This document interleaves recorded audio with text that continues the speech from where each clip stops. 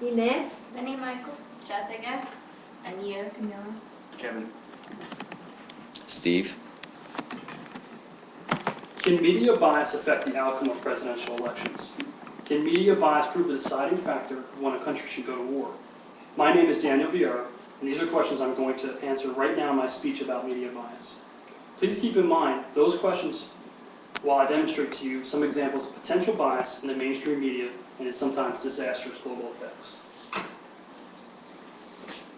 Reporter Jeff Cohen said, "Media is the nervous system of a democracy.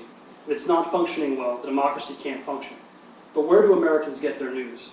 Primarily television in the form of local news, evening network news, and 24-hour cable news networks. In fact, CNN, Fox News, and MSNBC combined have an average of 84% of all American households, according to the Nielsen Group. If that weren't enough saturation, some of us also read newspapers and magazines. We listen to the radio in our cars during our morning commute. Increasingly, we get our news from the World Wide Web. We read articles on our Facebook accounts that link to internet media sources. Some of these sources are web versions of the respected journalistic organizations like the New York Times and Washington Post. But then again, some are from organizations that are self-proclaimed partisans or have a more dubious record of integrity, like the Drudge Report or the Huffington Post. This graphic right here, which will come up in a second, shows that while networks may claim to be nonpartisan, they're clearly not. Right there is your viewership, and I'm going to pass it out also.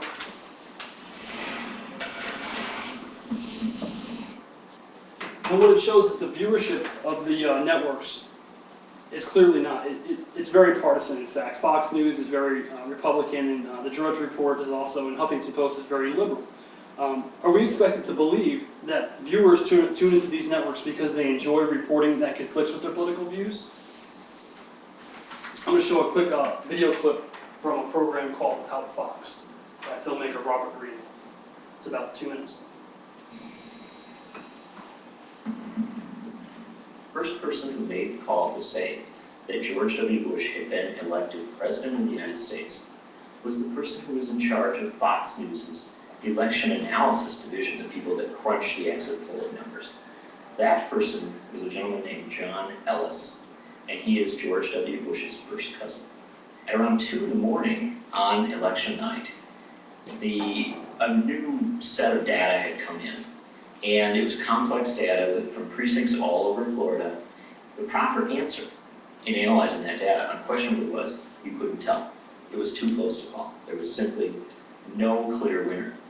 Instead, John Ellis called it as a clear win for George Bush. Fox News then interrupted its ongoing election coverage and announced that George Bush had been elected President of the United States. Fox News now projects George W. Bush the winner in Florida, and thus it appears the winner of the presidency of the United States. Now what's significant about that is not the intervention of the president's cousin to declare his relative to be President of the United States. It was the fact that within minutes, ABC, NBC, CBS also fell right in line, calling Bush as the winner. George Bush is the President-elect of the United States. Bush wins. ABC News is now going to project that Florida goes to Mr. Bush. There's no way that they could have crunched the data in that time to come to that conclusion. In fact, quite the opposite. They should have come to the conclusion which the Associated Press came to, which was that you couldn't make the call. When Fox made the call that Bush had won, and the other networks followed on, that created the perception that Bush was the winner. In fact, he wasn't. But that perception was what really held for the next 37 days. And I would suggest to you that that call on election night had more to do with making George Bush president than any recount or ballot design issue. I ask you again, does media bias affect political elections? There are a few types of media bias. Thank you. There are a few types of media bias. According to the organization Fairness and Accuracy in Reporting, it centers around 4 popular categories. Corporate bias, which is when stories are run to please the corporate ownership of a media organization. For example, MSNBC is owned by NBC, which is in turn owned by General Electric, according to GE corporate statements. Political bias is another type. It's when stories are selected that favor or negatively impact the party or candidate. Religious bias is when journalism attempts to paint a particular religion or its followers as in a positive or negative light. And lastly, government bias. It's where policies, laws, or even entire governments are given a subjective connotation by a media outlet. Bias most often lies in the so-called wedge issues. These are controversial issues that polarize and divide individuals, particularly across party lines. Abortion rights, legalizing gay marriage, enhanced interrogation techniques, illegal immigration, and religious symbols in public schools are all examples of wedge issues. Media bias in this country can in fact trace its roots to the dawn of this nation, at a time when there was no scholarly or ethical standard in journalism. Early newspapers were often single sheets of paper that represented the opinions and the owners of that paper. The lack of diversity was so apparent that when Ben Franklin established himself in Philadelphia, he remarked that there were only 2 little wretched news sheets there.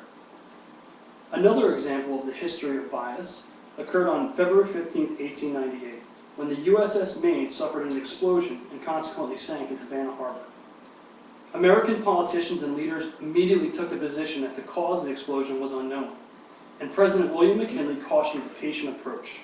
However, newspaper publishers Joseph Pulitzer and William Randolph Hearst decided that the Spanish Navy was the cause of the explosion and the subsequent death of the 266 sailors aboard. Using their newspapers, they began a barrage of emotional and controversial articles decrying the Spanish atrocities and calling the nation a war. Hearst is rumored to have said to his illustrator in Cuba, Frederick Remington, quote, "You furnish the pictures, and I'll furnish the war." What passed by was a headline that said, in essence, American Navy attacked by the Spanish enemy. And that wasn't known as a newspaper headline in one of Hearst's newspapers. During the prelude to the Iraq War, the major media outlets were almost silent investigating the reasons the administration at the time gave as why this country should go to war. The Center for Public Integrity, a nonprofit organization, has compiled a list of 935 false statements given by officials in that administration from 2001 to 2003 about Iraq's alleged threat to the United States. I'd like to show you some examples of media bias in pictures and extemporaneously elaborate on them, if the technology will cooperate. There you go. Let's try and actually rewind a little bit.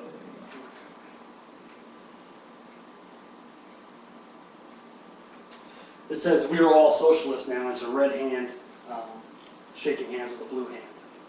You know, very controversial, very, very opinion. That's the cover of Newsweek, a respected organization. This is a graphic at the bottom from CNN saying, "Road to Recovery." There's a picture, an effigy of Bush with a Hitler mustache and devil horns coming out of his head. It's not journalism.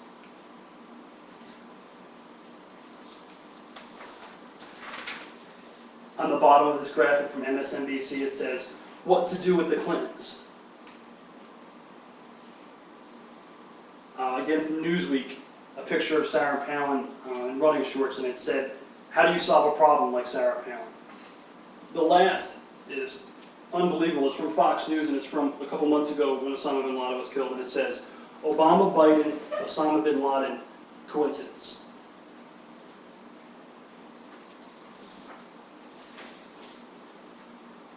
All the major television media outlets have passionately denied that they are unbiased. Their CEOs and managing editors have done countless interviews and op-ed pieces, such as Roger Ailes' op-ed piece in the Wall Street Journal, to state that they are organizations of integrity.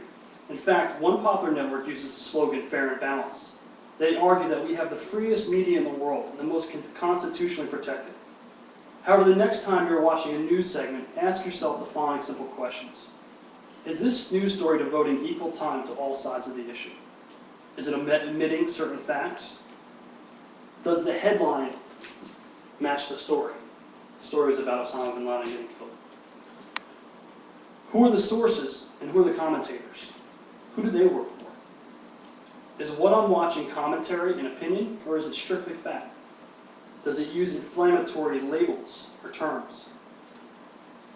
The last thing to pay attention to is, does the news organization lead a statement with the phrase, "some people say"? This is often the opinion of the commentator or network. They say, some people say, some sources say. It's really just them finding a journalistic way to say what's on their mind. Organizations like Fairness and Accuracy in Reporting the Media Matters serve as watchdog groups and publish examples of media bias on their websites. Many of the examples I gave are cited from them. Just remember, the devil is in the details. In closing, when you're confronted with biased reporting, what solution can you use? You can turn it off, refuse to watch it, deny them your viewership.